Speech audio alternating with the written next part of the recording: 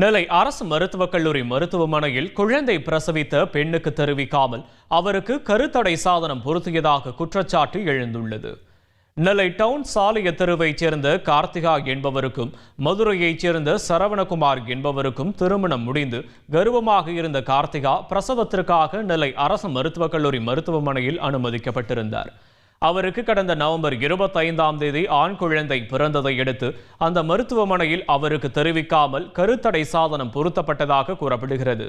இதன் காரணமாக கார்த்திகாவுக்கு உடல் உபாதை ஏற்பட்டு மீண்டும் நெல்லை அரசு மருத்துவக் கல்லூரி மருத்துவமனையில் சிகிச்சைக்காக அனுமதிக்கப்பட்டார்.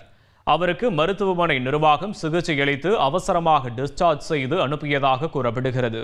இந்நிலையில் கருத்தடை சாதனத்தை முறையாக பொருத்தாததுதான் கார்த்திகாவின் உடல்நலக் குறைவுக்கு காரணம் என கூறி அவருடைய உறவினர்கள் நெல்லை மாவட்ட பொது சுகாதார பணி இணை இயக்குநரிடம் புகார் மனு அளித்துள்ளனர்.